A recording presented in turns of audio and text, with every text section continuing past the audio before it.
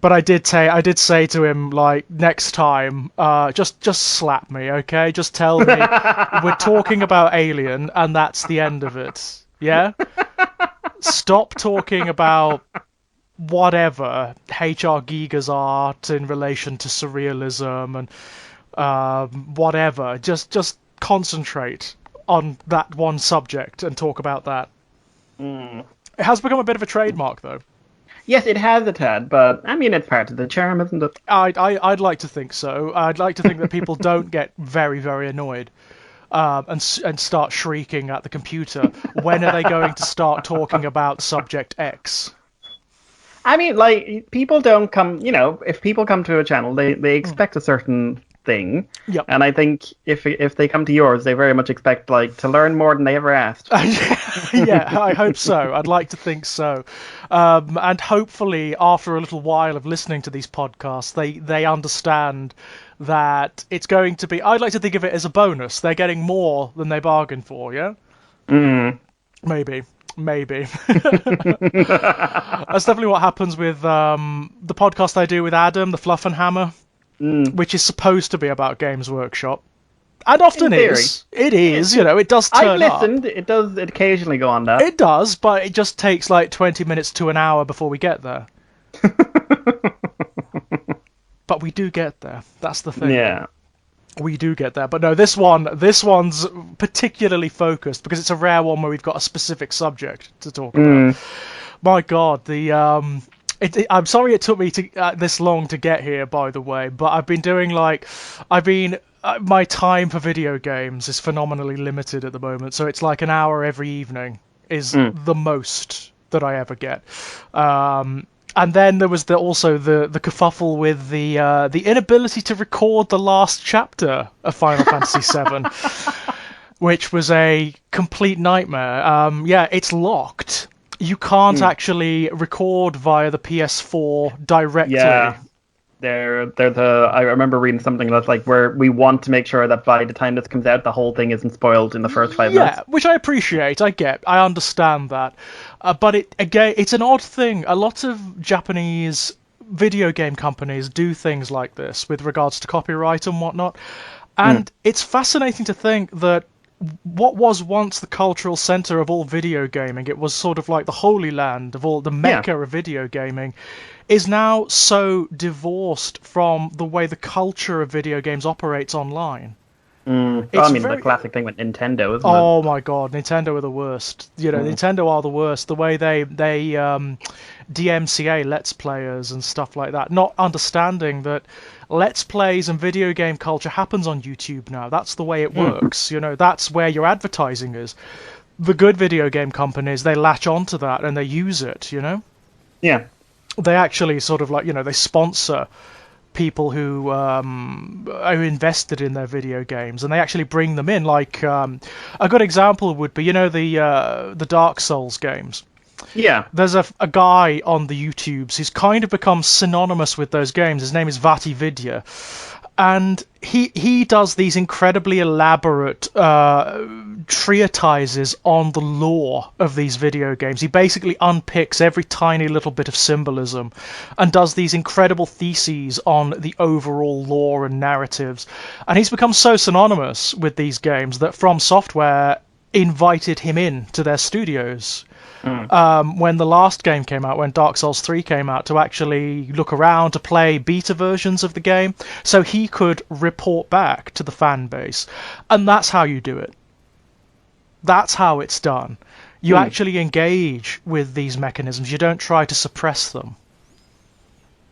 Yeah, it's one of those systems where a lot of people in the company realm, I think, are very much operating in what I'd call a 1980s persona. Definitely. Which is intellectual property is key. If we lose control of an intellectual property, we lose control of our money. And right. Let's face it. Right. Like, no matter who's in charge of a company, they're not making choices because they want to make the best games. No, that's definitely true. And like I always tell, like, EA has a lot of people working there who are really good and really care about what they're doing, but it's run by hyenas. Yeah, it's absolutely true. But so it's very interesting to see. Like it's kind of a reverse of what I would have expected years ago, because I would have expected the American and the European companies to be the hard arses. Yeah, you know, definitely. and the Japanese to be the more open approach. But it's actually gone the other way, hasn't it? By and large, it's more of an industrial complex over there though than it is here. I mean, video game culture is widespread and dynamic, and it reaches across all age groups. But it's I think it's more It's more an industrial complex in Japan. Yeah. So I think you have a lot more yes men involved. I think so. And Making also, a lot bigger choices. I suppose part of the problem as well is that in Japan you have a lot of, as you were saying earlier, you have a lot of the companies that became synonymous with the medium. They've grown up through the various different generations and iterations and whatnot, and have become somewhat established and enshrined, but also calcified. So you've got companies like Konami, for example, which once upon a time was a marker of quality. You know, Konami really made their reputation in the 16-bit era. That's when they were really doing great guns, and every game that they released during that era not only became successful, it became iconic. It became something that either redefined a genre or established an entirely new genre. As a result of that, I think a lot of these older companies have become sort of set in their ways. They still operate with reference to idioms and contexts that maybe don't exist anymore. And that's a real problem. They need a little bit of shaking up.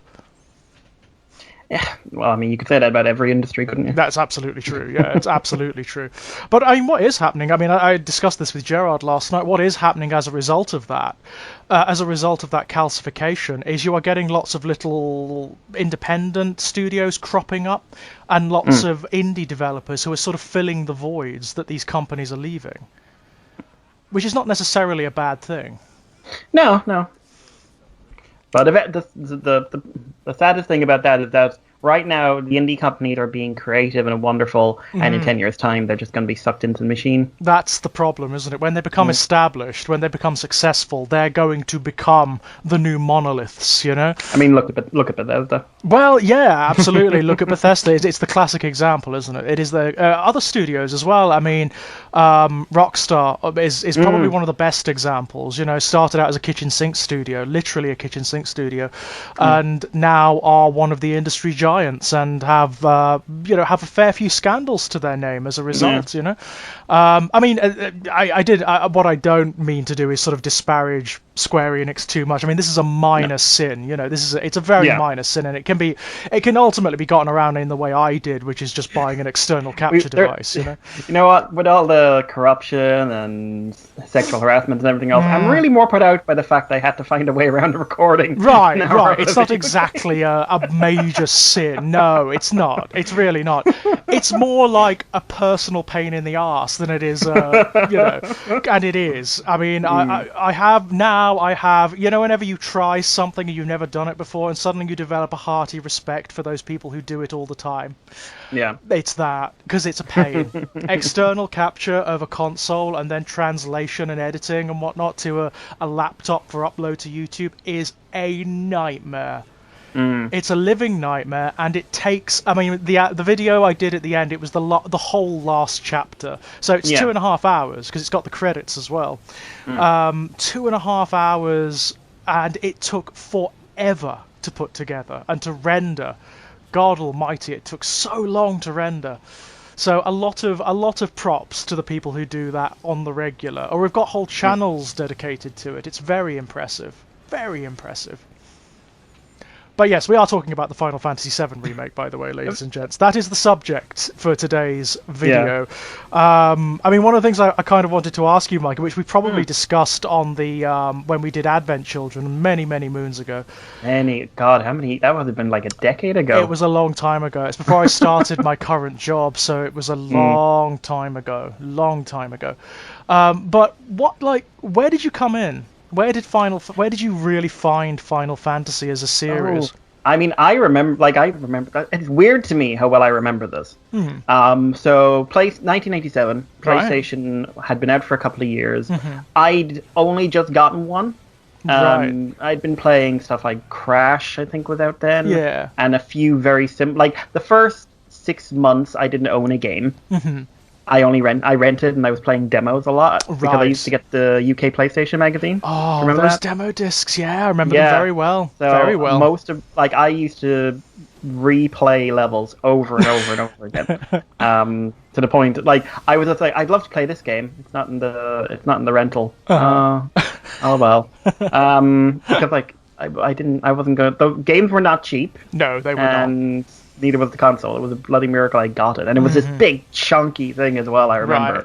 Like the original, like everyone remembers kind of the PS1 and the slimmed down versions. No, I had the one you could kill a child with. That's the one I had as well, Yeah. the first generation PlayStation, which was this chunky ass thing, and actually not very stable as a system either. Used to crash all the bloody time. Yeah. Oh god, so often. And they used to have a lot of gimmicks. I remember. Like there was one RPG where like you put in CDs and it created characters in the game by reading the CDs. Right. Right. But so I was at an age where I was kind of trying to talk myself out of cartoons and stuff like that, but I was also trying to secretly still watch them without telling anyone at school. Yeah. And I didn't really know what anime was. I didn't really know what Japan was, but I'd seen like these weird pictures, like, oh, this is like cartoons. I don't really get them. And then Final Fantasy VII gets advertised in the UK PlayStation magazine, and I'm reading it, and I'm like, okay, Yeah. like it looks interesting. It looks cool enough. 6 months go by, and my friend in school says, "Oh, I've got a new game. Do you want to come around and play it?" And he said, and like when I realized it was come around and play it means watch me play. Yes, that's the And- thing with Final Fantasy VII, isn't it? You Yeah. watch someone else play it. You don't And, actually sort of engage. He was under the gold saucer Right, so kind of with Dine. reasonably well into it, Yeah. you know? He'd had it for a while, and I was just like, okay, what's going on? And I said, oh, can I borrow this for a day? Just to try it out. And then I got, inverted commas, sick. And I wasn't able to go into school for a week. It was very sad. You pulled that one too when you got Final Fantasy VII. I have that Yeah. exact experience, I've got to say. And I wasn't playing it like crazy hours, but by the time I gave it back to him, I made it out of Midgar. Right.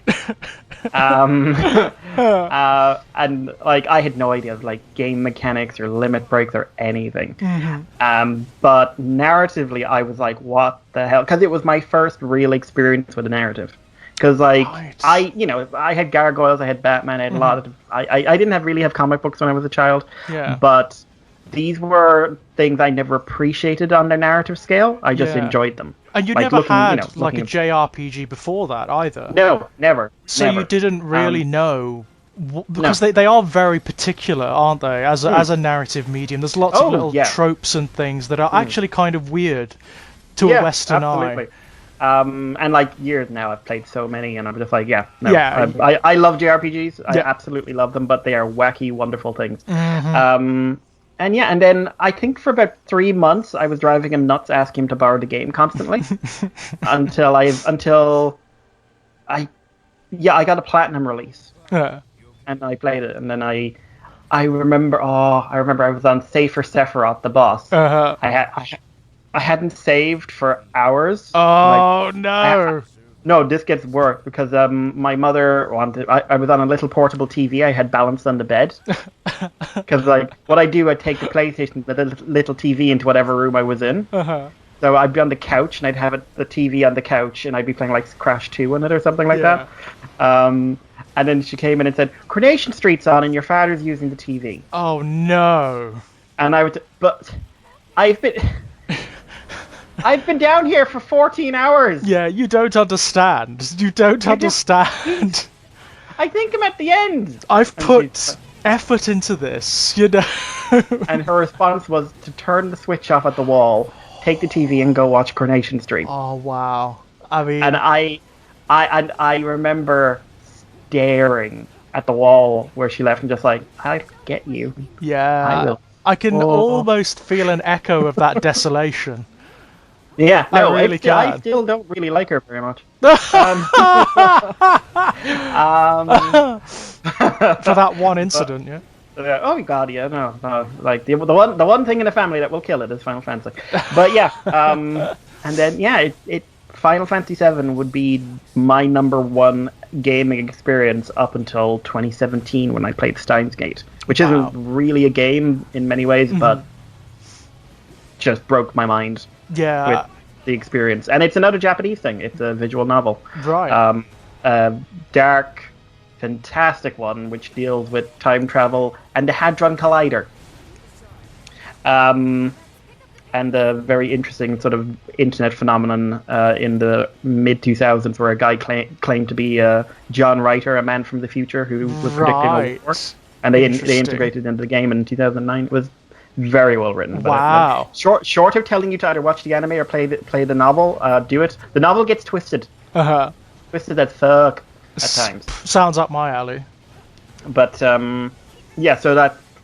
Yeah, over 20 years, Final Fantasy VII was like the epitome. People would come and say, I love Final Fantasy VI. And I'd say, yeah, but it's not 7. Yeah. It's one of those things, isn't it? You know, there's a definite sort of cultural conflict between the people who played 6 first and the people who played 7 first. It's a bit like everyone go like, who has the better villain? And it's like, I still don't particularly care for the guy for 6. Oh, Kefka. Like, Kefka's... I like the idea of Kefka. The nihilist villain.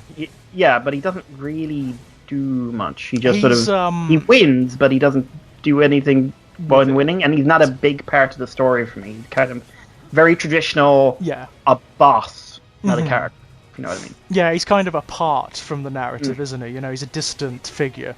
Yeah, because the narrative is all about the Espers and whatever. That's right, yeah, and about many of the main characters, it kind of revolves around them. But in many ways, I mean, Final Fantasy VI is the proto-Final Fantasy VII. You know, they're building up to the narrative complexity and to the stuff they're allowed to get away with in these RPGs, you know?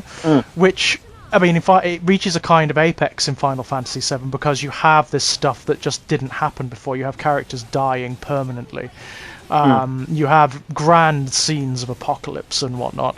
And it's just stuff that I think people who played Final Fantasy VII when they were teenagers, people who had grown up with the medium of video games, it hit them very hard. It hit us very hard because we hadn't seen it before. We just hadn't experienced it before. I mean, I'd played a couple of Square's RPGs before I experienced Final Fantasy VII, but they were, in the 16-bit era, they were bloody hard to get a hold of in the UK. Like, because they just weren't cool. They didn't sell. RPGs were not a big thing in the West back then. No, absolutely not. It was, you didn't, like, even as gaming was becoming more socially acceptable, that was the realm of the guy who was playing Dungeons and Dragons on his PC. Oh, totally. Like it was totally kind of the preserve of the anorak, you know? That's what that was. Ironically, I'd say the JRPG in some ways has kind of, in popular gaming culture, has kind of slipped a little bit into that way. It's slipped back, hasn't it, in its own peculiar way. The nature of the RPG in American and European audiences is so strongly on these big open world, generally quite boring games because you like even stuff like The Last of Us, which is kind of an RPG. It's got a strong narrative, but there's just these long sections of walking. You're not fighting, you're not having anything. You're walking and going behind counters. It's this emphasis on ambient storytelling, isn't it? Which is a very different thing. It's a very different thing from what JRPGs do. Skyrim does it as well. Yeah. And GTA does it to a different degree and everything else. Whereas the very strong narrative focus that JRPGs have kept has become almost quaint to some people. Yeah. And I'll be honest, I have almost no patience for big sprawling do-nothing games, because that's what I call them. Because, like, Red Dead Redemption, when I watched someone play it, had a great story, but I had no more interest than spending an hour and a half going from point A to point B to get those story beats. Like, I had no interest, so I just watched someone play it. You just watched a Let's Play, yeah. I think you're right. There is a distinct difference in narrative traditions here. So you have the JRPGs, which very much emphasize the very, very quick, very immediate, very kind of linear storytelling. You know, there is a very definite story to tell. Whereas Western RPGs have gone down a slightly different route. They've gone down the more ambiguous, almost impressionistic style of storytelling. And I must admit, I have time for both. I really do. When it's done well, I think it can be beautiful. I think both forms can be absolutely stunning. When it comes to the straight narrative, I haven't come across many that were better than Final Fantasy VII, or had that had as much impact. I mean, what you were describing, where you were describing, like, pulling a bit of a sickie so you could play it. I kind of did that too, because I was kind of obsessed. The first JRPG I played was The Secret of Evermore, which is kind of a pseudo JRPG. It's produced by Squaresoft, when they were Squaresoft way back when. But it's Square USA who produced that, and it's based on the Secret of Mana engine. So it's got like the tropes and the styles of a JRPG, but it's written with more of a Western eye. The story is very westernized, and it's very good. It's very, very good. Not very well known, not very well remembered, despite having a soundtrack by the legendary Jeremy Soule, who did the soundtrack for Skyrim. It tends to fall into the shadow of The Secret of Mana, which is its sister game, But that game, because it was the first RPG I ever played, it was the one that it aroused me to what storytelling could be in video games. Essentially, the fact that they could be these incredible narrative mediums. And like yourself, when the PlayStation hit and when I got one, it was a long time before I picked up anything even remotely similar. I was playing like your Tomb Raiders, your Resident Evils, your Silent Hills, which are all kind of narrative, but more in an action adventure kind of way. They're not really RPGs. And I saw like advertisements for Final Fantasy VII. I saw pictures of Sephiroth and of Cloud and of Tifa and of Red 13 in magazines and whatnot. And yeah, it kind of intrigued me, but it was kind of for some reason the way it was portrayed in the magazines didn't grab me as such. I wasn't going to go out of my way to get it, basically. But I think it was it was for a birthday or something, and when my birthday rolled round that year, I decided to get a video game for the PlayStation, and it was almost random. It was almost random. I was sort of like, I like I like The Secret of Evermore, and this is produced by the same people, so let's see what it's like. That was really it. I had no idea what it was. I really had not of a great clue of what it was. And playing it for the first time was a revelation. It really was. I was hooked almost immediately, The fact that you had characters who swore, the fact that you had this at the time, what was a very grown-up story about eco-terrorism. Your first act in the game is essentially a terrorist act. You bomb the reactor, yeah? And then it evolves, of course. Once you've got out of Midgar, it evolves into this grand metaphysical epic. It's just stunning. I'd never really come across anything like it. I really hadn't. And I remember like these moments that were stealing my breath, when you first get to play as Sephiroth, when you learn about Sephiroth as a character and where he comes from and who he is and all of that was something I'd never seen before, where you had a villain who was I won't even say a villain, the antagonist, I suppose, who's very well developed, where you know who he is, you understand why he becomes the way he becomes, and he's not just a mega monster. He's not just a nihilist, he's not just a complete bastard, he's got a point, I was just in love with that. I loved the fact that it took time. You know how like the first disc after you get out of Midgar, it's just the character quests. It basically fleshes out every character. It gives them background, it gives them nuance, it gives them complexity. So Barrett, who starts off as the sort of, he's the eco-terrorist leader, he's kind of simplified in a way. Then you find out that actually, no, he was the company man once upon a time. He was actually he dunked his head in the Shinra Kool-Aid. Yep, he was all about it until it bit him in the ass. Until they burnt his entire world to the ground, Literally. Yeah, I remember seeing that for the first time. When you see the village burning from Barrett's perspective, and there's that panning camera. And just chills up the spine, because that sort of stuff did not happen in these RPGs. It didn't happen in video games. No. Final Fantasy VII broke a lot of, for the wider audience, it's certainly a lot of traditions. Yeah. It really pushed boundaries. Like you mentioned the eco-terrorist thing. You start off as the bad guy, really. Kind of, yeah. We all love Barrett. We all love Jesse and Wedge and Biggs. Like, apart from the fact, like, 4 people is not a terrorist group. Right, But, right. Which, by the way, the remake is acknowledged. You know, Yeah, it's acknowledged massively. But you are going out there, you are blowing up a reactor, and people, like, it's not dwelt on. No. But even then, you know, you go and you look at the news story. You could go up and read the news stories on the screen, and you could talk to people as you're walking back. And so many people are saying, like, the plate's been damaged, the reactor blew, who died there? And looking back at it now, you're like, oh, well, how much of that is propaganda? But it's like, you know, something I think the remake did really well is that even though they toned down the culpability, the intent was there. Like, Barrett does not regret the amount of devastation he causes, even as you walk through this broken, destroyed city. Like, Jessie feels guilty about it for her entire subplot. Biggs and Wedge are just their support characters, but Barrett, in his mind, he has justified it. Yeah, and that's something I actually really loved about Barrett in the remake. I've got to say, I think what they did with Barrett was that they really emphasized the notion of him being a demagogue. Yeah. You know, which I loved. I thought that was a great way of complexifying the character and making him that much more interesting. You know, he is an extremist, you know? Yeah. And he actually, it sold me on the notion that he could be the head of this small rebellion. More so than the original. Because in the original, he's a little bit dim at times. He's Mr. T. Yeah. He's the stereotype of Mr. T. Even just in the original Japanese, he did that.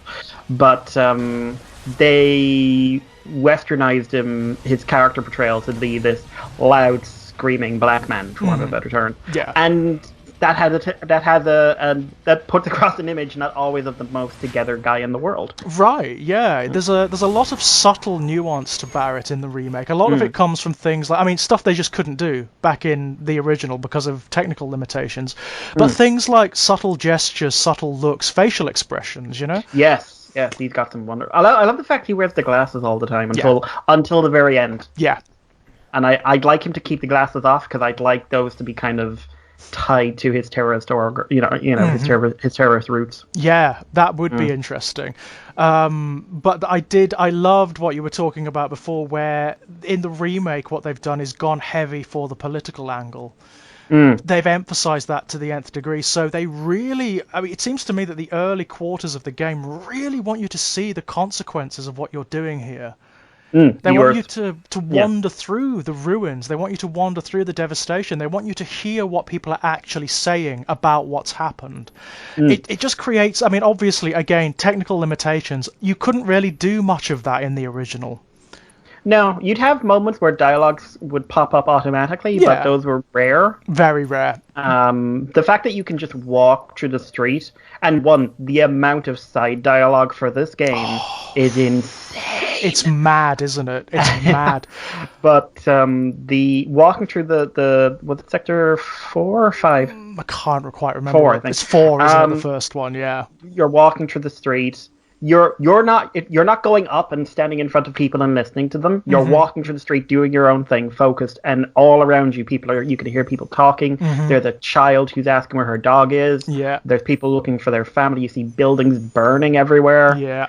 And of course, this is what they bring in the first major change to the narrative, which is the visions.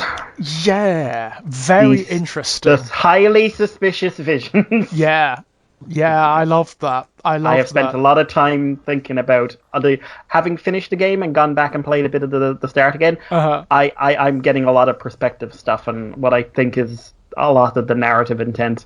Right.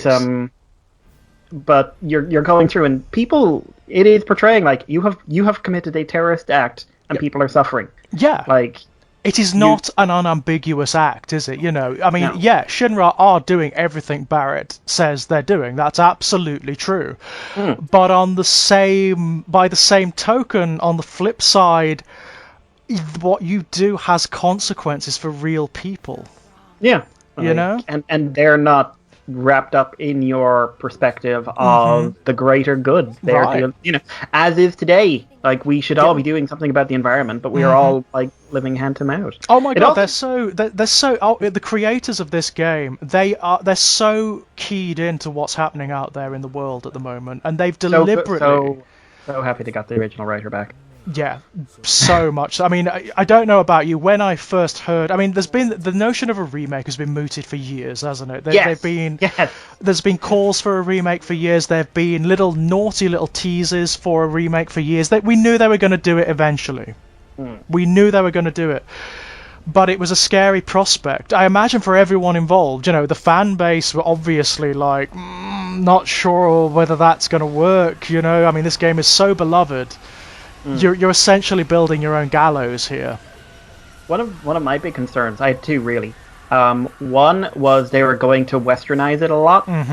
I thought they were going to outsource this to an American company or something like that. Right. Basically, I was expecting them to do to it what they did with Devil May Cry with DMC, which is a very flawed game with good gameplay aspects. Right. With some severe narrative issues that go beyond the fact that they changed Dante's hair to black. Oh yeah, I imagine a lot of people didn't like that. No, everyone hates him. But he's called Dino, Dante in the name only. But like the tone, like it's so try hard, that game. Like, why do people say fuck? Because they're edgy. Oh, I see. It's that kind of game. Yeah. Let's have an awkward, violent sex scene. Why? Because edgy. Because edgy. Yeah. Yeah. Look, he's got girls. Just like, when you think about it, Dante in the original game was pretty asexual. Yeah, pretty much. Yeah. But thank God for Devil May Cry 4. But anyway, I was really worried we were going to get some. Basically, I thought they were going to give it to someone, and we were going to get like, okay, we're going to go modern open world RPG. I was also concerned that a lot of that they'd rewrite things, either because they thought some things won't survive into the modern day, or because we can do it inverted commas better. Better, yeah.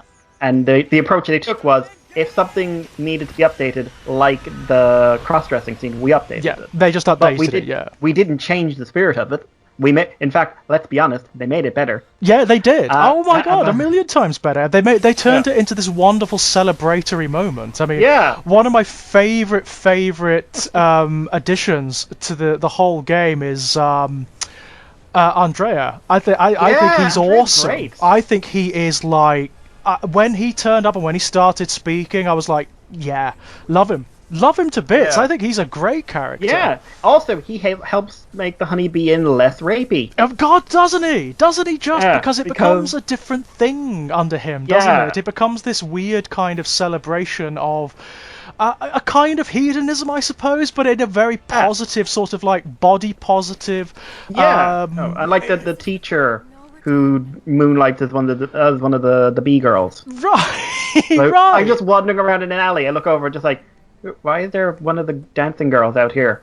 Oh, that's because last time I saw you. I mean, that's a good example of the real subtleties that are going on throughout the game, where you encounter these characters who appear to be one thing, and they've actually got these little subtle arcs all the way through, and they turn out to be something else, which is really cool.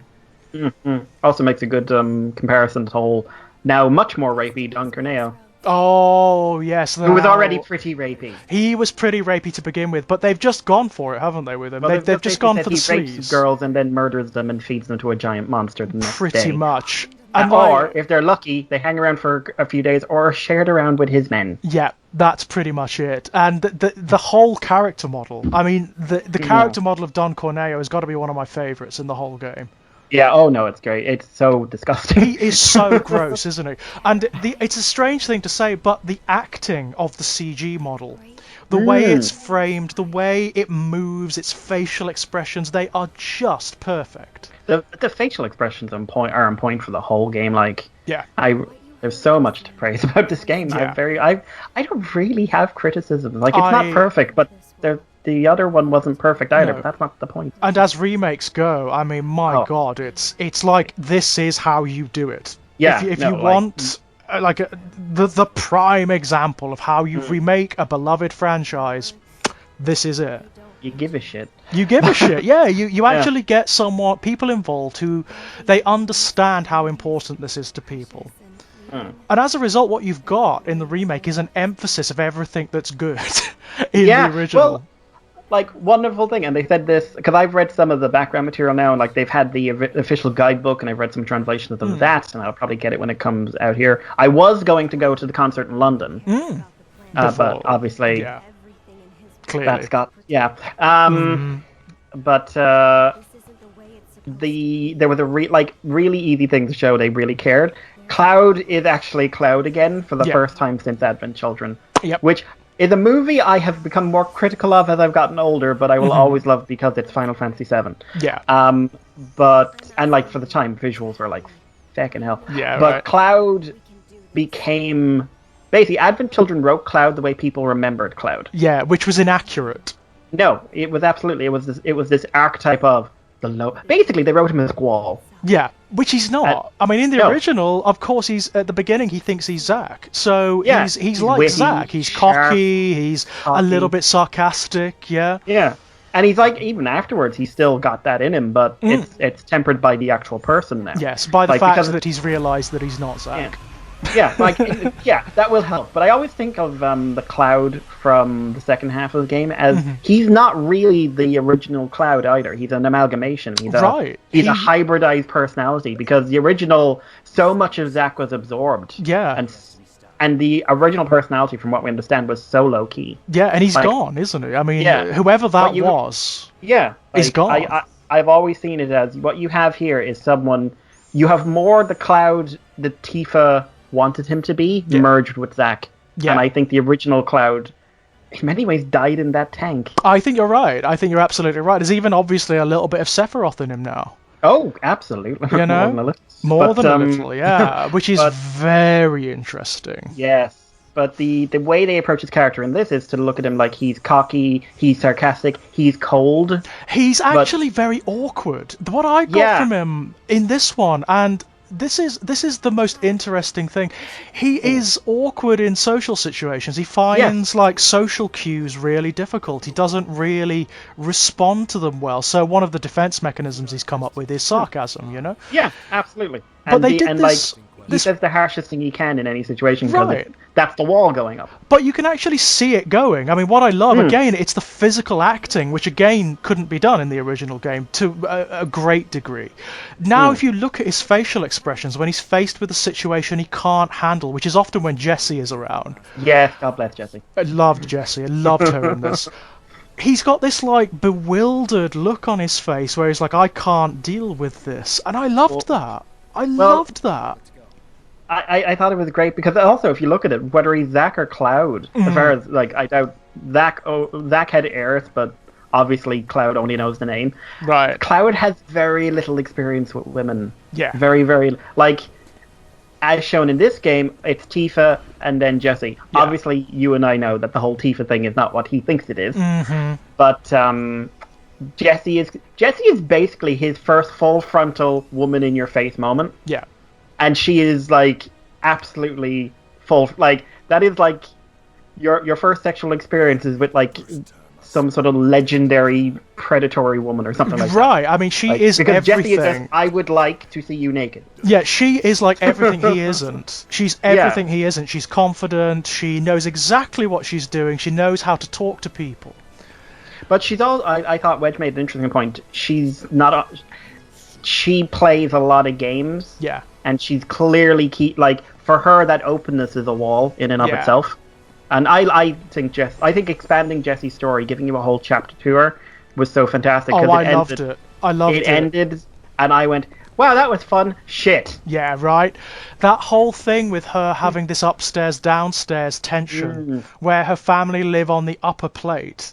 Yeah, I loved that. She's supposed to be an actress, right? I thought that was brilliant. She's living with potential actresses down in the slums. Right. I got a great idea, but yeah. The Cloud thing, I just thought was such good writing on his part. Like you mentioned, like you see him coming down. Jessie again breaks down his walls because like the first thing he seems like he's gonna fall. He jumps up. She says, she compliments him, and he just does this really quick little smirk. Yeah. And it's the first positive emotion he's shown in the whole game. Yeah. And it's like, this is... Because Jesse and him don't have a relationship in the original game. Not... Well, really, I mean, Jesse, Biggs, she's and openly Wedge... she's openly flirting, and that's it. They're kind of nothing in the original game, Yeah. aren't they? They are the kind of unspoken members of Avalanche. They're the ones, they're the sacrificial lambs, because Barrett feels for them. That's it. They don't really have much character in and of themselves. Not really. No, and here, like, they've all got something grounded. Yep. There's twists and turns. I think bringing Wedge back only to take him away again. I thought that was great. That was fucking cruel. It was cruel, but brilliant, wasn't it? Because, I mean, again, it ties into the themes of the whole thing. This notion that they have predestined paths to follow. Yeah. Which are determined by your knowledge of the original game. Yeah. Which is also like, we know Biggs is probably alive. Right. What's the story with Jessie now? So I kind of don't want her to be, because I like how effective that is, but I also kind of want her back because she's fantastic. Because she's great, yeah. She was just great fun to be around. But it does make me wonder, like, if Biggs is alive, that technically means that the cloaked things, the Whispers, have failed. Okay, so I wanted to... like I said, I've gone back and played this game a bit again. I've gone over things. The backwards, I shall say, storytelling of what's going on with the Whispers and Sephiroth is incredible. Yeah.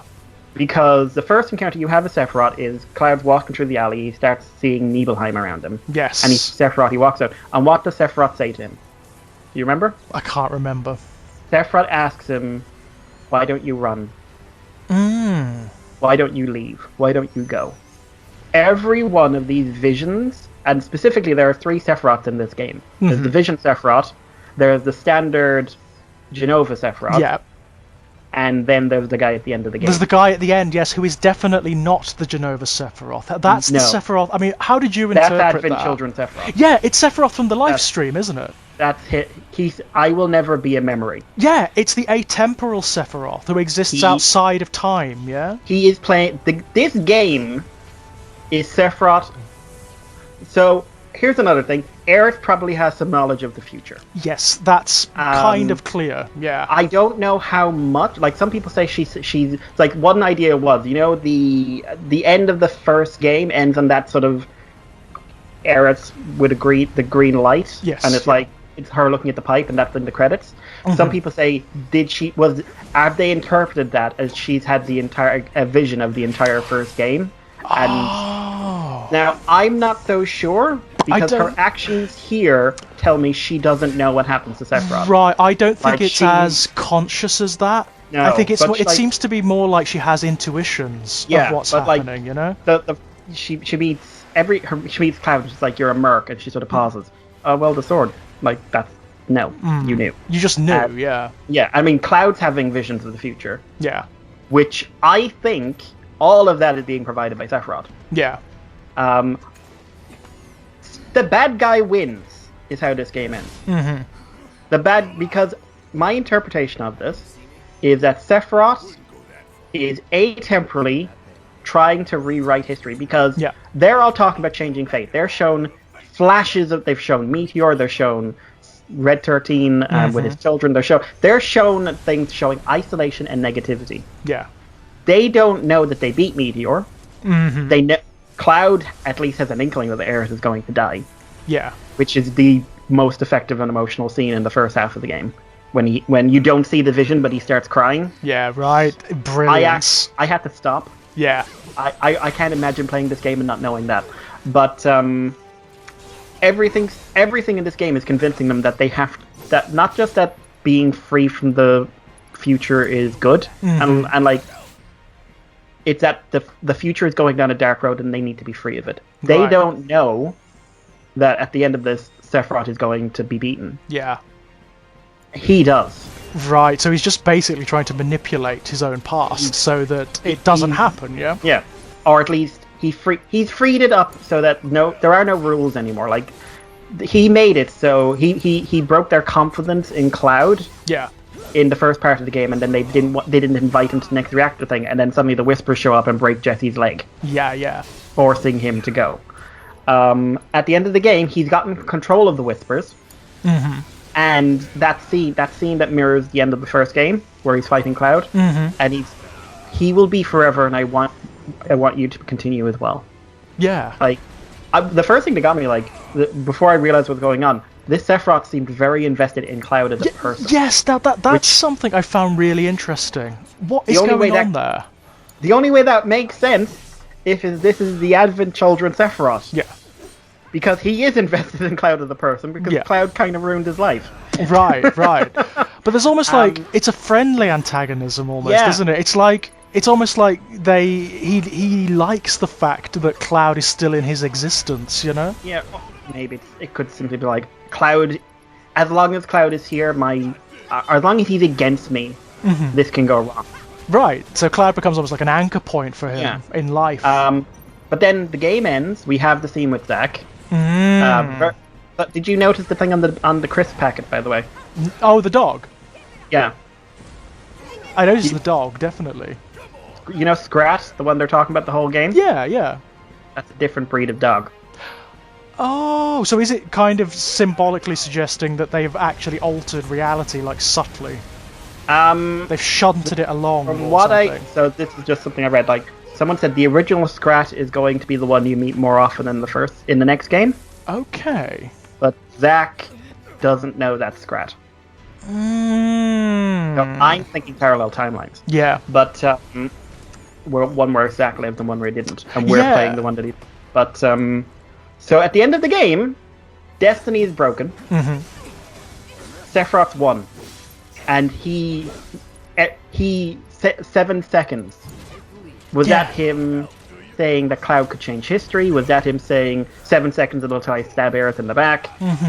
What can you do? But the game has ended. Not like some people are saying, like, oh god, now they're going to change everything. I don't think they are. I think Aerith is still going to die. I think it's going to be a bit different, but I think she is still going to die because you have to keep those key emotional points. Right, and just metaphysically, Aerith has got to die. Otherwise, the rest of the game can't really happen, can it? Yeah. But I think now, where will the twist... Like, I think the Cam scene will play out very differently. Yeah. I think the Junon scenes will be a bit different. And I think Sephiroth's going to continue pushing them in the direction he wants them to go. Yeah. Because that's... Before, Sephiroth... Like, when you think about it, Sephiroth has no investment in Cloud up until he brings him the black materia. Cloud's a thing. Yeah, he's a puppet, isn't he? It could have technically been anyone, couldn't it? Yeah, it just... Maybe it was simply the fact that he remembered him from Nibelheim, I don't know, but... Whereas here, he clearly has such a large investment in Cloud. Yeah, in many ways he's... Sorry, go on, no. Well, I was just thinking, like, in many ways he appears as the Sephiroth Cloud thinks he is. Yeah. Which is interesting, but... It's also the fact they clearly couldn't beat him. Like, I love that final fight where just, like, Sephiroth let you win. Oh my god, I mean, when I first encountered that, I mean, if you watch on my video, one of the things I just shriek, basically, is you can't fight him. No, I remember that. You were going for, like, you can't win! Yeah. You can't win! But he lets them win, and then he has that last fight with Cloud where he's not even trying. Yeah. And Cloud can't touch him, and it's just like, this is Sephiroth from Advent Children. Yeah. He has manipulated the game to such an extent, he broke the rules. And now, he hasn't made it so he's going to live forever, he's made it so he can.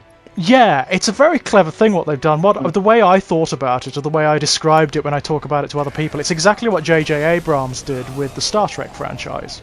Basically, at the end of the first Star Trek film of recent eras, you have that whole thing with there's a divergence in time, basically. Yeah. So they enter into a parallel universe, and all that's doing from a purely technical writerly level, it's giving the writers some license to mess about. It gives them some latitude and some freedom, so they don't have to slavishly follow everything that has gone before. It's a very clever way of tying the metaphysics to the act of writing. You know, so basically now going forward, they have some freedom to explore new things in the games, new events, new situations, new circumstances. It's very clever. It's very clever, and it's done very well here. No, it's excellent. I freaked out over the ending. I was like genuinely running around my house talking very loudly to myself. I saw like a lot of people get pissed, but right, I didn't really understand that. I thought it was wonderful. I get the idea. Just like I wanted to play the game I was playing. I don't want to play your game. I want to play my game. Right. And I'm just like, if they'd done it badly, that would be one thing, but they didn't. They did it very well. No. There's also things like the three whispers you fight. Oh yes. Now that was fascinating. Yeah, I was very curious about them for a while. Did some digging and then found a few things. Did you figure out what they were? Not really, no. I mean, I know they each have like sort of elemental aspects to them, but no, I didn't really figure out what they were. And a sword, some guns, and fists. Oh, so Tifa, Cloud, and Barret, yeah. No. No? What if I told you their theme was called Advent? Oh, interesting. Three remnants from a future trying to preserve the three remnants from a future that has yet to exist. So, interesting. I thought that was very clever. Yeah. And then they fuse into Bahamut. They fuse into Bahamut. Yeah. Did you? I don't remember. Did you find him in the actual game? I know how to get him, but it's a pain in the arse, so I didn't. No, I did, and I had him for that fight. So I basically that was the fight. I set him on him, and then I just was like Bahamut versus Bahamut. I just kind of watched. No, the next time I play it, I probably will get Bahamut, but I just couldn't be bothered to level up all the materia to do Chadley's mission to get him. I like Chadley. I love Chadders. I love Chadley a lot. He was a creepy little so-and-so. He had the thing as well. He's got a story thing. Oh yeah. I mean, you don't. He's a robot, basically. Well, yeah, you can kind of. He was built by. All of this is him getting data so he can break Hojo's control. Oh, interesting. So he's built by Hojo, yeah. Yeah. He's a robot. He's a Hojo bot who was Hojo in this. Oh, but actually, I chopped up your mother and I keep her in a petri dish. Would you like to see? Of all the character models that they remade, my god, he was good. He was so expressive. Creepy as all hell. It's that scene where he's like, he got Aerith on a chair and he's just... Also, like, the really creepy realization that, they would have taken Ilfana and done something unspeakable to her remains. Oh yeah, undoubtedly. Because she's worth more than anything else on the planet. Yeah. Just on the cloning potential alone. Just in the genetic engineering, let alone the whole Promised Land idea. Right. I love the fact you get an actual visual representation of what the Promised Land is going to look like. The Neo Midgar. Yeah, with the summons as well. Which I find interesting because I think... Yeah, I read somewhere that I didn't see this in the game, but there's a bit of lore that says that Jenova was beaten by Shiva. Oh, interesting. That's why it's a frozen north. Very clever. Very clever, yes. I remember. Yes, there's a bit of lore, isn't there, that says that the crater was sealed over by Shiva. Yeah. There was a glacier created over the crater.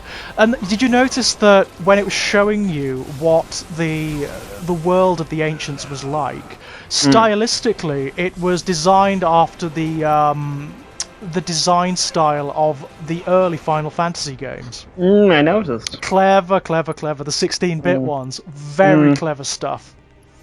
I remember that was one of the moments when you were having that wonderful Shinra museum tour, which I loved. I thought was fantastic. Yeah, no, I thought that was great. I wanted to punch everyone in there, but I loved it. I loved it to bits. Yeah, I thought it was superb, and I like the fact that it adds a layer of complexity into things because Shinra, evil corporation, definitely, but but there is also a utopian vision here.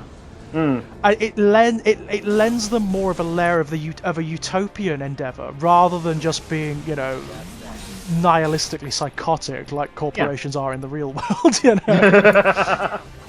They're not. It's not a short-sighted. You can kind of see why Reeve is involved.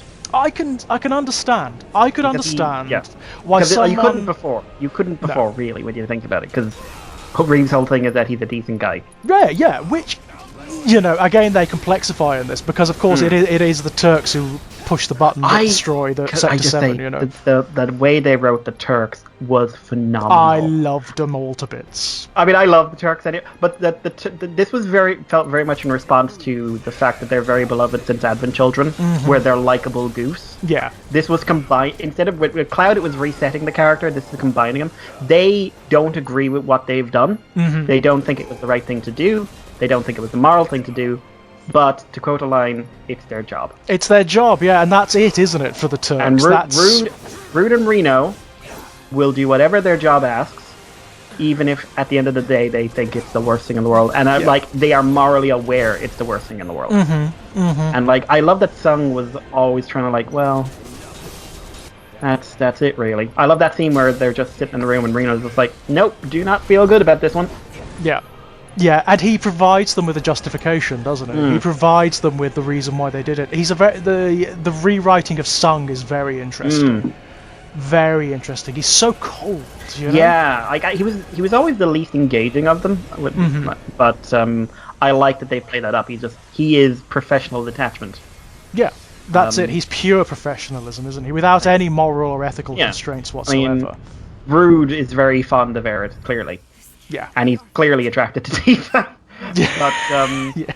But he's still doing what he does, but it's in the context of that, he will not hurt Aerith if he can help. I love the game mechanic where, if you're using Aerith, he knocks her out or he trips her. He doesn't punch her. He doesn't punch her. Yeah, very clever. I love very clever. But I love the Turks. I mean, this is kind of the danger of this podcast. I could go on forever about how much I love in this game. I so could. I mean, that President Shinra, the way they made him much more of a presence in this game. Well, he's a person, which he was an event before. He was an event, wasn't he, basically? He existed to die. You were supposed to find him impaled by Sephiroth's sword in his office, and that's pretty much it. Yeah. In the original game. I mean, up until that point, you'd be forgiven for not really knowing a great deal about President Shinra in the original game, because I think there are a few scenes where you see him. You see him at the collapse, there's that scene where the camera pans up from the collapse of the Sector 7 plate, and you see him in his office looking down over it. And he shows up at the, unlike in this one, he actually shows up at the reactor, which he doesn't care, which he does something probably a bit more realistic, which is not meet with the terrorists face to face. Yeah, it makes a lot more sense doing it like this. It really does. One of them has a gun for a hand. Yeah, but, you don't want to get too close to them, do you? No. I liked how Heidegger had a role. Yeah, and he was more than just those. I mean, those two, Scarlet and Heidegger, in the original game, they're comic villains. Aren't they? Yeah. They're very comic. Wahaha and Wahaha, as the characters refer to them. And initially I was afraid that he wasn't going to have his Wahaha, but he does. Yep. He does. Provided by Bender. He does. He certainly does. And again, I keep saying this, but the character model of Heidegger, it's always very close. It's always close-ups on his face, and he's got this sort of bitten quality to him. He looks like he's been through shit. He's clearly a veteran of the war with Wutai. Yeah. And he's a cynical man. He's a completely cynical man. The bits of grey and white flecking his beard and his hair. Yeah. I loved him. I thought he was a fantastic villain. Also, bringing the idea of the Wutai War to the forefront. Well, that fascinated me, because in the original game, that does exist. There was a war with Wutai, but it is so in the background. It's it's not. It's only relevant. Really. It's only relevant because Yuffie doesn't like tourism. That's basically it, isn't it? It's kind of a joke, isn't it? But here, you get the impression Wutai in the original game is such a tiny little place. It's this tiny little tourist town on the arse end of an island, basically. Don't you get the impression when you get to Wutai in this game, it's going to be like Tokyo. It's going to be like an equivalent to Midgar, yeah? Yeah, I think it's going to be really interesting because Wutai before looked very much like your typical Edo period stereotype. I think it's going to look more industrialized. Yeah. And I think that's going to be one of the problems. I think Yuffie's going to be tied into that traditional Edo period looking area. And I think that's going to be really interesting. Yeah, I mean, they get Yuffie's one of the characters they're probably going to have to do a lot to change, to be honest. She will need a character beyond annoying. Yeah. She's lovely. I'm very fond of her, but her character she's the annoying teenager. Yeah, like, pretty much. The fact that her and Vincent were technically they were only left in this sort of the last minute, they were originally going to be taken out of the game. And that's why they're optional characters. That's why they're optional. Yeah. I think this will have because Vincent's character, God bless him, got kind of truncated. I think it's fair to say over the years. But he basically became he was like he was the Boba Fett of the things, which unfortunately affected him negatively, as it did Boba Fett. But he's stylistically interesting, but he never really got a great deal to do in the main narrative, which is a shame because there's a lot going for him, you know? Yeah, no, he's got a real the connection to the Turks. Yep, the connection to Lucretia and Sephiroth. I mean, it's woo, that's interesting. I'm expecting her to have a bigger role as well, Lucretia. Yes, I think Lucretia's going to be a very interesting character in this one. I really do. Yeah, I mean, there's so much to praise. The game's very funny. Oh my god! I haven't. I say several times in my Let's Play, I haven't laughed as hard at a video game and as spontaneously at a video game since the Monkey Island games. Yeah, Red killed me. Oh, Red was superb. Everything and what was Red. his beef with Barrett? I don't know. I think he was just dude, no. I don't know you. What was going on there? Because he antagonises Barrett all the way through. I love when he slaps his hand with his tail. Right. And there's a couple of very snarky things that he says to Barrett, and it's what's going on there? Why is there this automatic antipathy going on? Could say Barrett is a very loud, in-your-face type, and Red is not. He's quiet, reserved. Yeah. I mean, maybe you'll notice that Red and Cloud get on pretty well. They get on fine, and Aerith and Red get on very, very well indeed. Also, I understand why, but it was disappointing not to play as them. Yeah, I get it, I understand, but Red was always one of my favourite characters. Oh, he was always my favorite. Always. Yep, me too. And towards the end of the game, when you can not take Cloud, where you can just have whatever party you like, he was often the head of my party, you know? But I really liked when Tifa pointed out, if you have a real name apart from the label, and he was just I'm going to go over here now.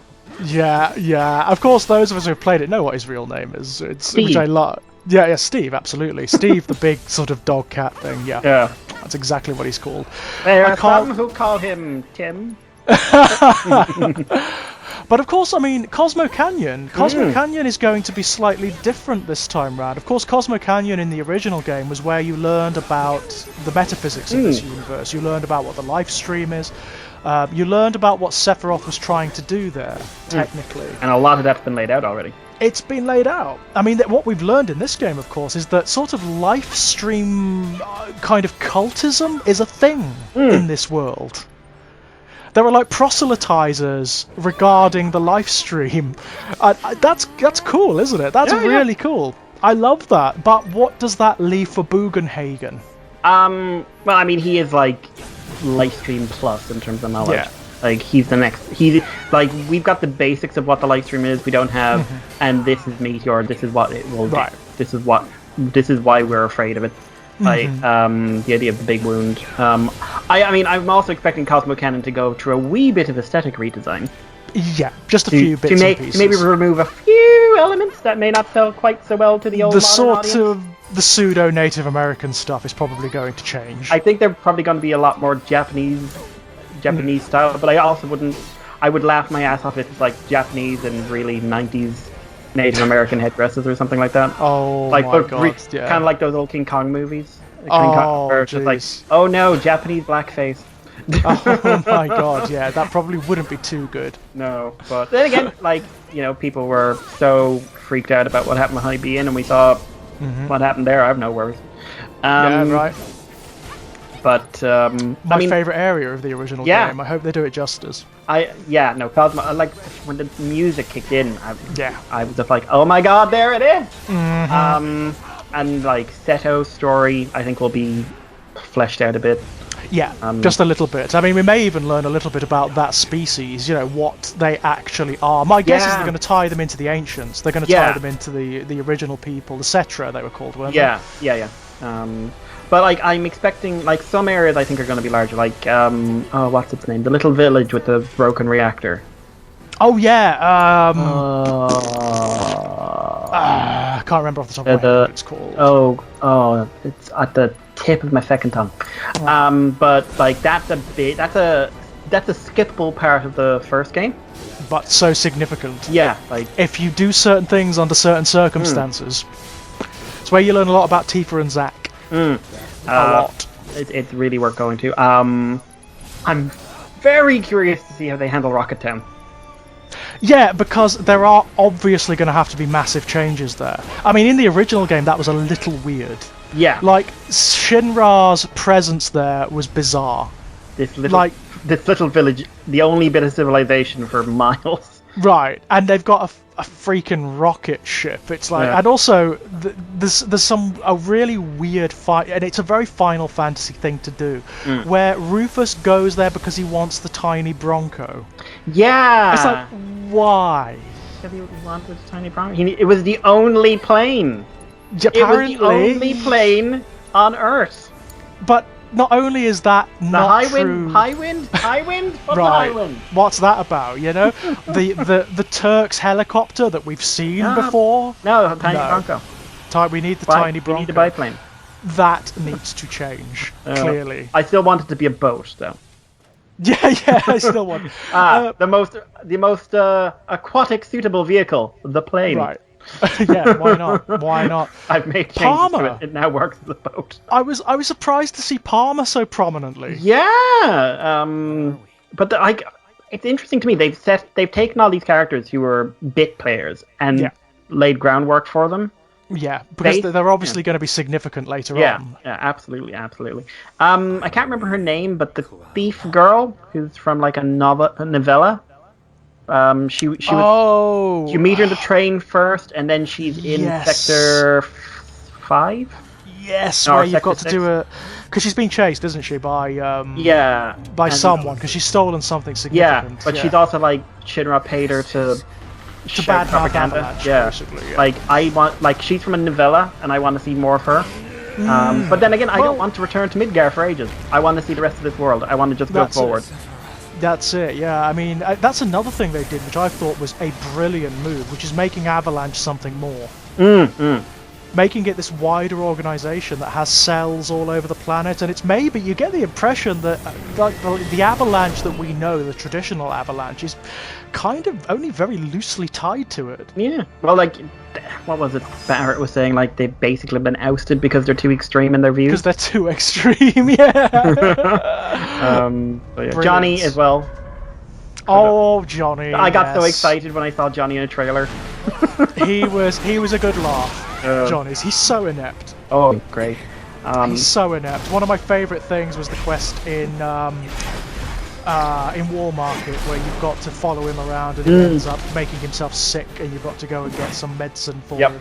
And you're half tempted to just not do that quest and just leave him on the floor, Yeah, because it's Johnny and he's an idiot. It's Johnny and he kind of deserves it. He hit on Tifa. He deserves everything he gets. He's taken. I mean, I've had a crush on Tifa since I was 12.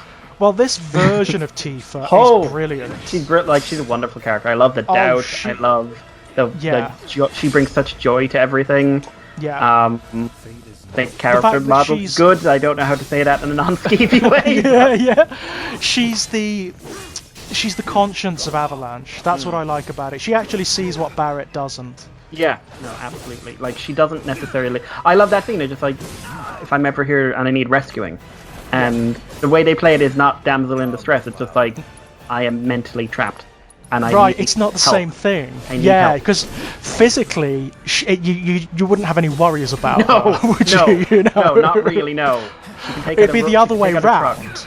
It's just like, oh no, Thief has been trapped by 3 random men. Oh god, call an ambulance. How many? 3. Yeah. And maybe someone to repair whatever, like, architectural damage she's going to do as well. She dropped the building on them. Fine. But no, I loved her. The recharacterization of Tifa was absolutely brilliant. I mean, she was good in the original game, actually. She was very good in the original game. Like, that's the thing, like, anything I say here is, like, I think they're better, but I also think, like, they're already working on an incredible base. Yeah. Because Tifa was fantastic in the last game. This is something. The optional dynamics in this game, I cannot believe they brought them over from the first one. And the hidden values and mechanics for different cutscenes. Because I think I've seen all the optional cutscenes now. But like the fact that they kept the romance point system from the original game for Aerith and Tifa, but I didn't realize that until I was finished. Because obviously, me, I tended to lean towards Tifa in any time there was like there's just before you fight Apps, there's a bit where the two girls are on the ground and you have to just go up to one and talk. If you pick Aerith first, that adds points to her romance counter. Right. And also you get kind of a snarky comment from Tifa of it's like, oh, you're friends now, are you? That's nice. I see. But like it culminates, of course, in the scene where you meet someone in the garden. Yes, now I didn't know until I think you mentioned it when on my video. I had no idea that was optional. You could actually have different characters turning up at different points. Yeah, and I was just like, yes, you could have had a tender moment with Barrett, but you didn't. Which is great. I mean, that's another thing going forward. It makes me wonder, given how progressive the game is in terms of its like gender politics and whatnot, is it going to expand that range of options a bit? Because I mean, there is a love triangle in the original game. There definitely is, but it's very odd. It's not developed, really. It's not romantic in its own peculiar way.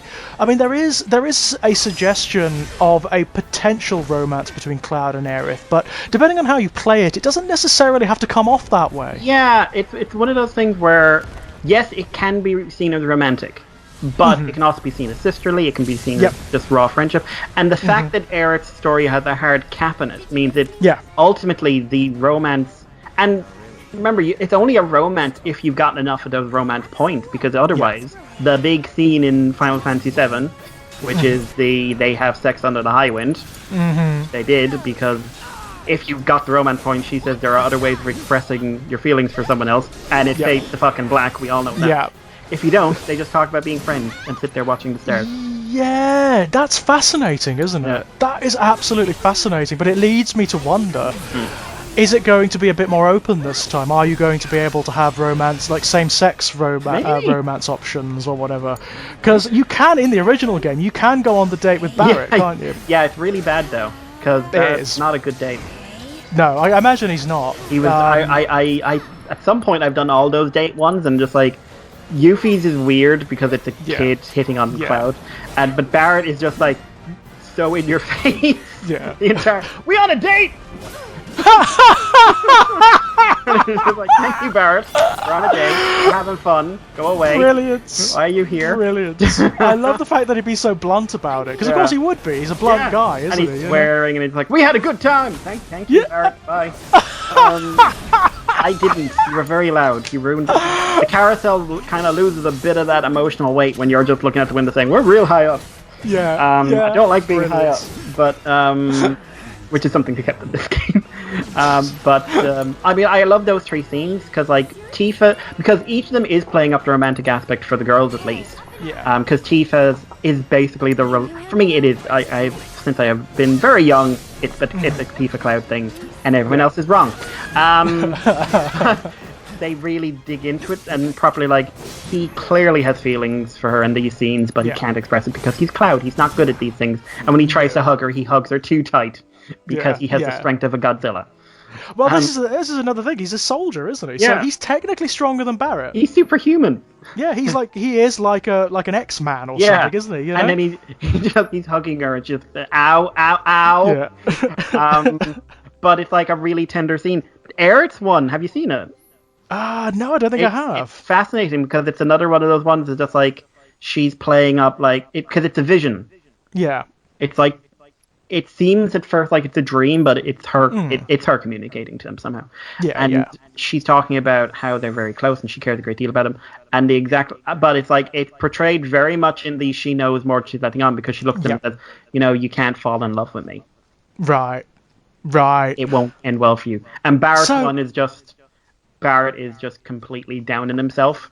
Completely and utterly down on himself, and Cloud and him, I think it's an important one, because I kind of wish that one was in the game anyway, because as much as I really like their relationship, because they're such inverted commas tough guys, they never get to the point of just like openly admitting they like each other. No, I mean you do realize by the end there's a few little asides between them, where you realize that their relationship has evolved, but also something they changed at the end. I'm talking a lot in this one, but no, it's good. It's all good. They changed at the end of the game, and I think it's a change for the better. Is Red. At the end of Midgar in the first game, he says, "I'm going with you as far as my home, and then I'm leaving." Yeah. And here he is actively saying, "I am engaging in this quest." Yeah, well, here he's more attuned to what is happening, isn't he? In a similar way that Aerith is. There seems to be almost like a precognitive power in Red, where he understands what's happening on a metaphysical level. And he's the one who really understands what Whisper's there. Yeah. Oh yeah, absolutely. And I liked that too. I mean, I do wonder, it leaves me wondering, are they going to keep that element where in the original game he comes off as very profound, but actually it's a bit of a sham, it's a play act that he's putting on?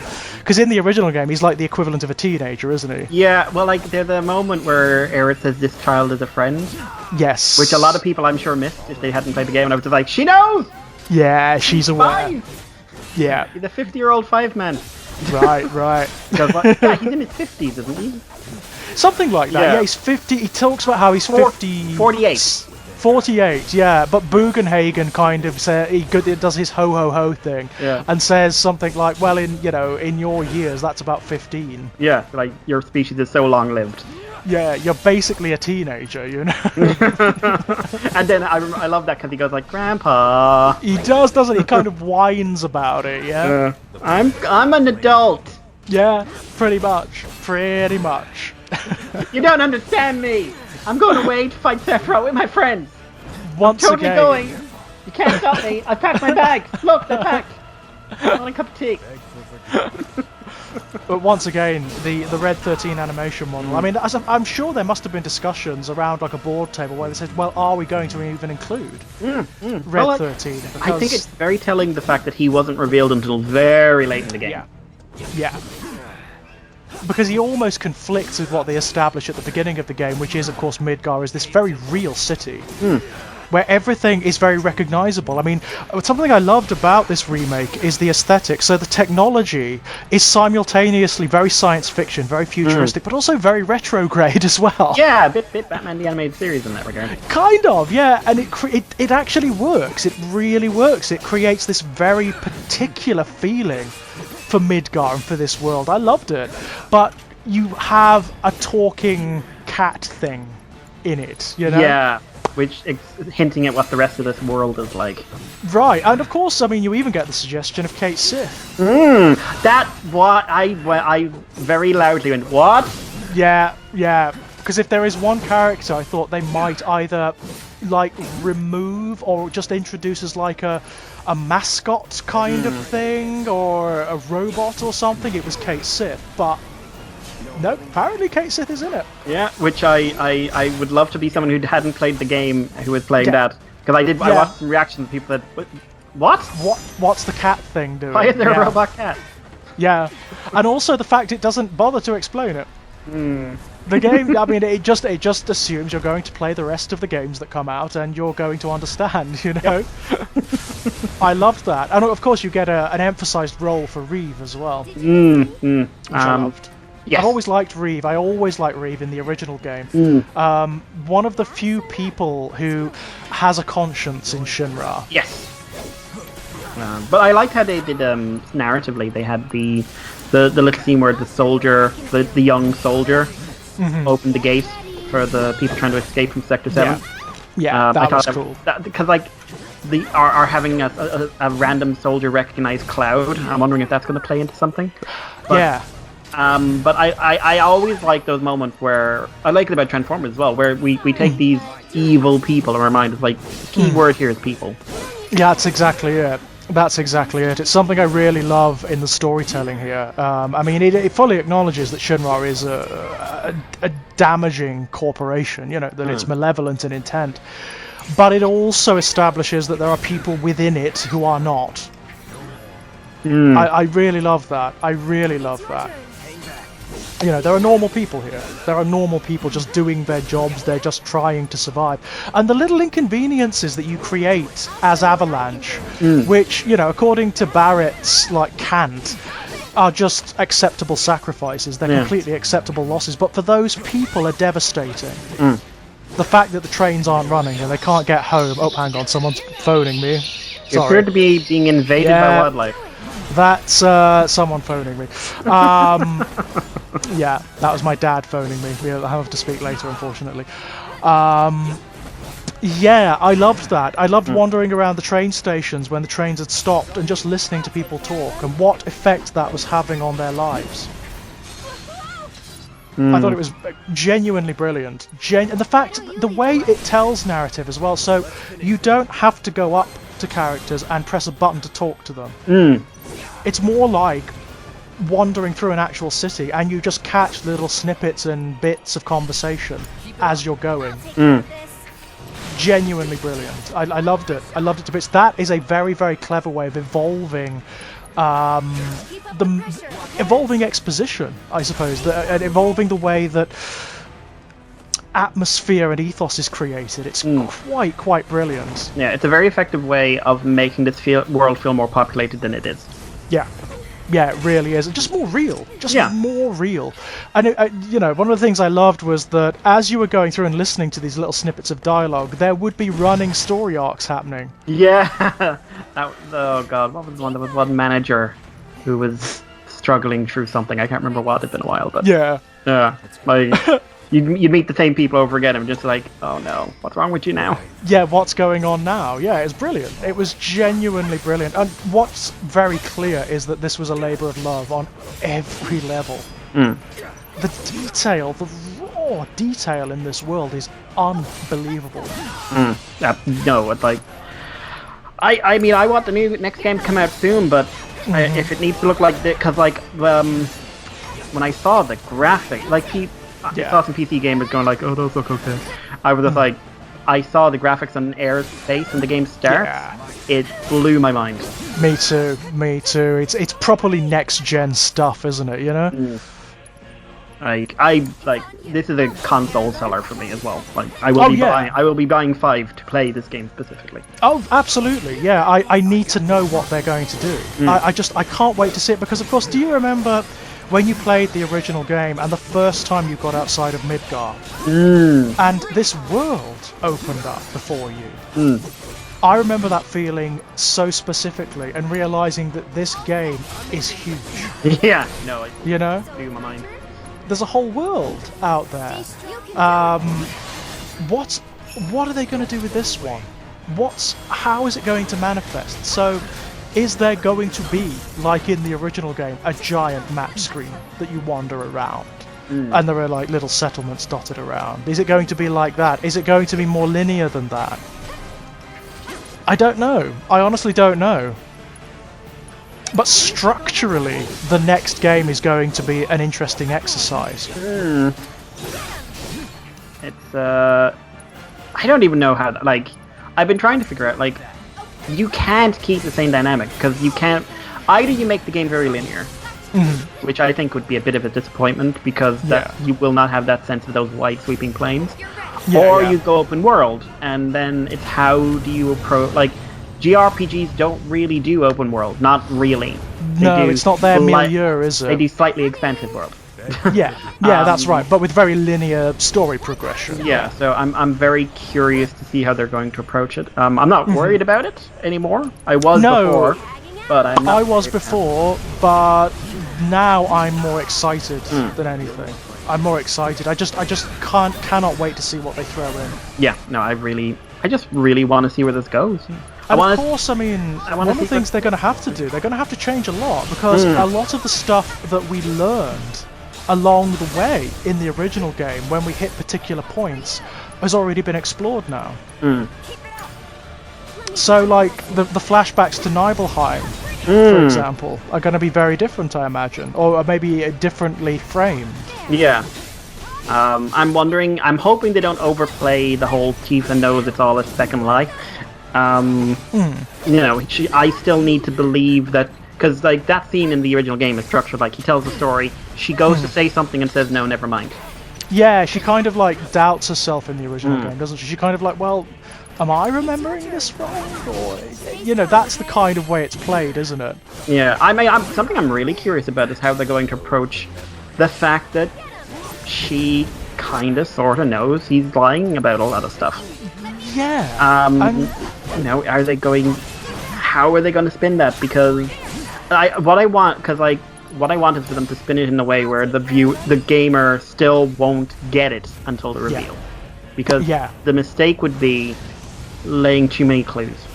Yeah, it needs to be subtle. It needs to be little things, and they've got the tools to do it now. So it can be stuff like just little expressions of confusion on a face. Yeah. Little looks where it's like, you know. We'll talk about that sometime. Yeah.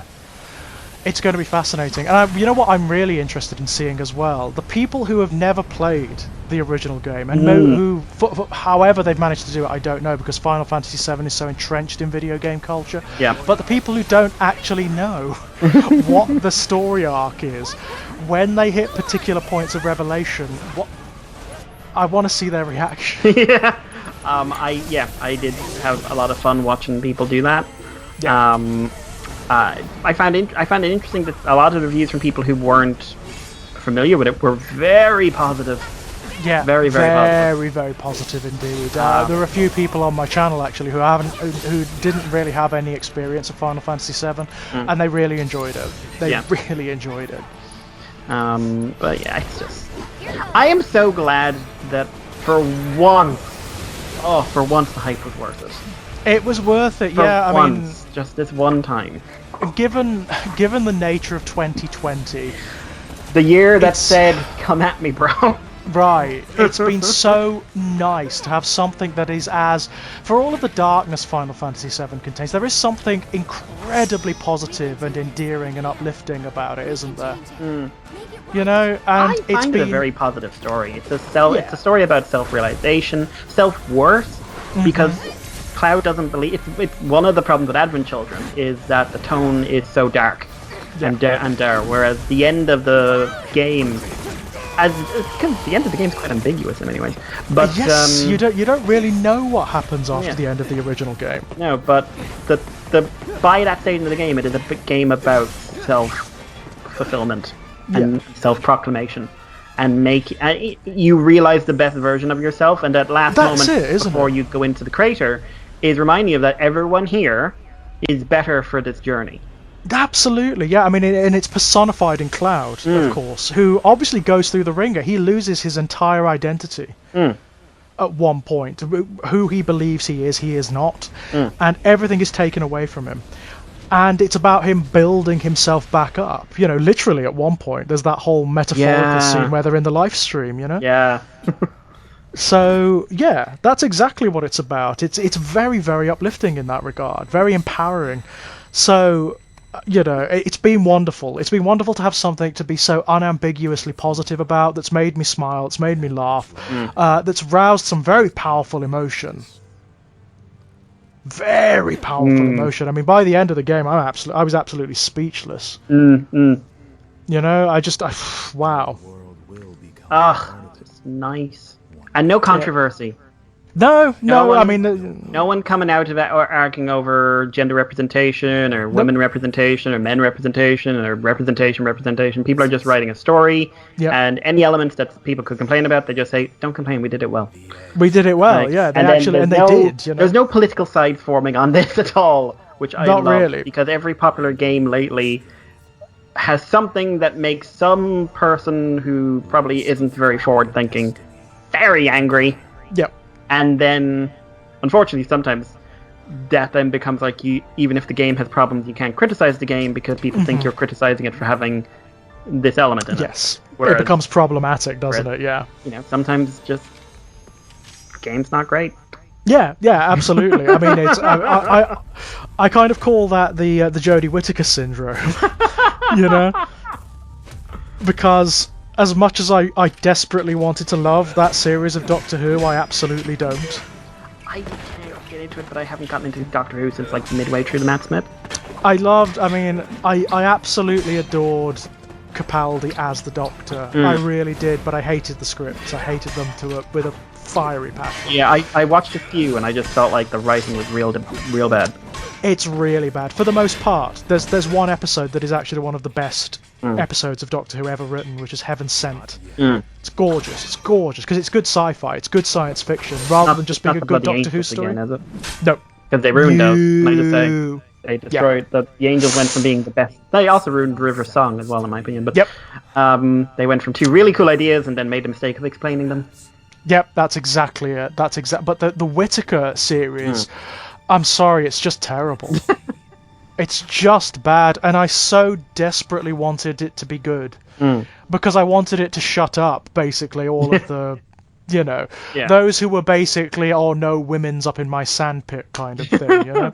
She's taking my toys. Yeah, exactly. I wanted it to shut them up, but there's no denying it's so poorly written. It's borderline unwatchable. Oh, that's bad. I mean, I wasn't crazy about when I saw the cast. There were some actors in there I wasn't crazy about anyway, but I didn't think it was going to be. I wasn't sure what it was going to be. I was hoping it wasn't that bad, but it's pretty damn awful. It's pretty damn awful. I just stopped watching, I didn't stop watching in the Peter Capaldi era because I just found him so compelling, I just like seeing him on the screen. But I think one of the major mistakes is not casting a woman in the role, it's casting a mainstream actress in the role. There's always been this thing with the Doctor Who character where it's always been better when you've got these very strange, very quirky actors and actresses playing it, That's the whole key. You have to get someone who seems otherworldly. Exactly. Whereas Jodie Whittaker is so down the line. She's from Downton, she's from Downton Abbey. It's very mainstream. And it just doesn't work for me. It just does not work. Also, I do not like the companion dynamic. Is awful. I just hate it. I hate it to bits. The companions have almost always been the weakest parts of Doctor Who, and in this season they've got like 4 of them. So it's like, oh Jesus. When there's just one, maybe you can ignore them. But when there's 4, it's a little bit harder. They're everywhere. They are everywhere. Yeah, not good. Not good, unfortunately. But yeah, Final Fantasy VII Remake. I mean, I cannot recommend it enough. I really can't. I mean, really, really good. If there are people out there who have avoided it because they love the original so much, what I would say is you're in safe hands. Don't worry, go and play it. You'll love it. Yes. You will. Yes, the reasons you love the original are going to be the reasons you love this. Exactly. It's joyous. Being in this world again and being with these characters is absolutely joyous. And, if you need something good out of 2020, if you need to feel uplifted, go. Yeah. Nothing bad. And if you're new, nothing bad happens to anyone. Everything is fine. Oh, yeah. Everyone's happy. That's just a lie. That's just a lie.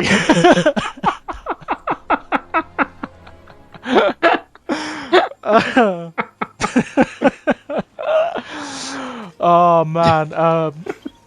But yeah, I mean, it's the way I will always remember this game is whenever Sephiroth turned up in it, and I got that. It's that. That's what I'll take away from this game. That feeling of all your hackles going up, and it's like. I think I'll take away watching you fall in love with Barrett. He's great. I think he's superb. I really do. I think that if you met someone who looked like Barrett right now, they would be in serious danger. Oh yeah, definitely. He's fantastic. They've done a really good job with him.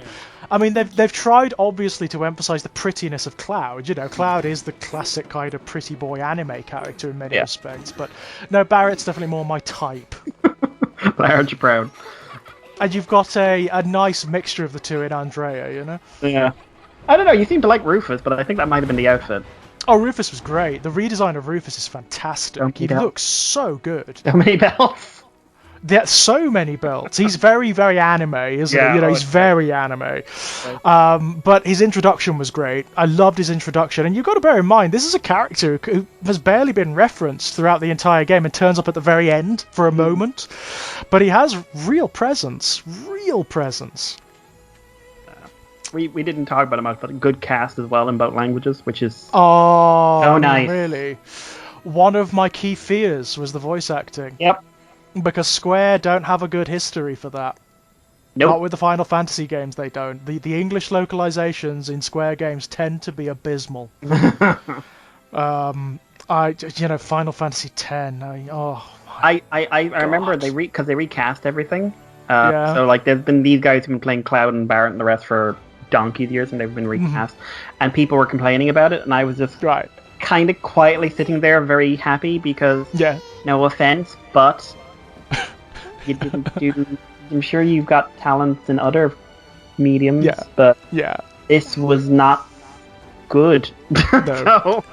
And you know, Square, obviously, the team that made this game knew what they were doing. They knew they had to get it right. They knew they had to get it right, or they'd be lynched. You know. Can you imagine being the man or the woman who got Final Fantasy VII wrong? It must have been like crippling. It must have been terrifying to be working on this game. Oh man, just sitting at home at night, just like, I fucked it up. Yeah, you must have. They must have been going through some shit when they were remaking this game. Because it is legitimately part of the history of video gaming. You know, the culture of video gaming. People have never played it before, know who Aerith is, and they know what happens to her. As long as he's still out there. It's a meme, for God's sake, you know? You know, it's mimetic at this point. They know about the Honeybee Inn scene, you know? They know about Barrett and his Ebonics from the original game.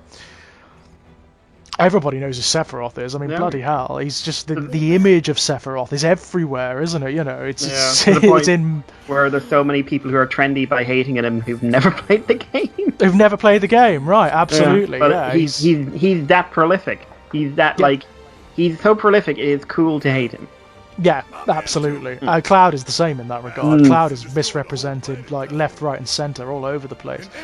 But yeah, I mean, at this point, I'm just excited. I'm just excited to see what they do with the rest and all of the new little twists and turns that they introduce to make it novel, to make it interesting. It's an exciting time. It's an exciting time. Yep. But that said, Mikey, is there anything that you'd like to pimp out? Anything you'd like to draw people's attention to? I'm doing Moonbase 2, and I've started a podcast called Fossil Fix, where I'm looking at like paleontology-rated fiction, or related fiction. I've got an episode I've been working on for the last few weeks that's still delayed, but I don't have a schedule, so that's fine. Right. Which is the Age of Reptiles comic, which I think is phenomenal. But yeah, so that's up there on Podbean and on iTunes if anyone wants to give it a listen. Fossil Fic. Brilliant. But yeah, that's me. Excellent. Links down below, ladies and gents. As for me, it's the same as usual. You can find me knocking about here on Exaggerated Elegy, where there's all sorts going on. You can find my fiction over at someone's contacting me. You can find my fiction over at strangeplaygrounds.com and over at the Evil Empire of Amazon. And you can also contact me at Enigmatic Elegy on Twitter if you fancy a chat. Apart from that, thank you so much, Mikey. Thanks so much for coming on and chatting about Final Fantasy VII. It's been a blast. Always happy to. Yeah. If by the way, again, if there's anything else you want to chat about, let me know, and we'll set something up. Definitely. Cool. Until next time, ladies and gents. Bye bye. Bye bye. Ha ha ha!